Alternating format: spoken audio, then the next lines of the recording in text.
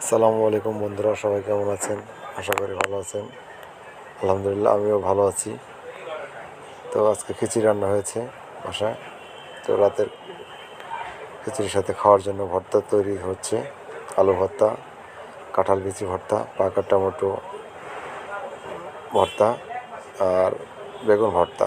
তো আমি নিজেই বানাচ্ছি। আপু খিচুড়িগুলো রান্না করেছে, খিচুড়িটা আর ভর্তার মোটামুটি সব কিছু রেডি করেছে। আমি ভর্তাগুলো বানাচ্ছি আর কি।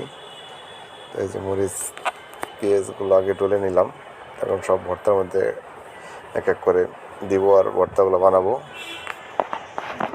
তো আসলে নিজের হাতে কিছু করে খাওয়ার মজাটা অন্যরকম, মজাটাই আলাদা।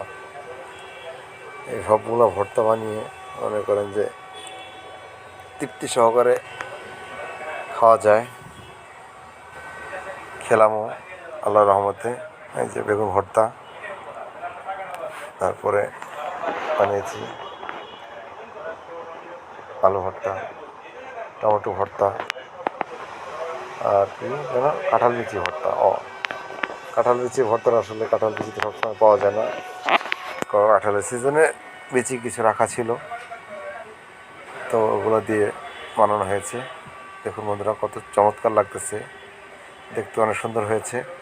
আসলে খেতেও বেশ অসাধারণ ছিল, অনেক মজা লেগেছে। আসলে বলে বোঝানো সম্ভব না যে এতটা মজা হয়েছে খাবারগুলা। আমার সাথে ছিল জলপাই আর চালতা দিয়ে আচার বানানো হয়েছিল বাসায়, আর আপুর হাতের বানানো। তো সেই আচার দিয়ে ভর্তাগুলো দিয়ে খিচুড়ি খেলাম, মনটা ভরে গেল একবারে, তৃপ্তি সহকারে খেলাম, যেটাকে বলে আলহামদুলিল্লাহ।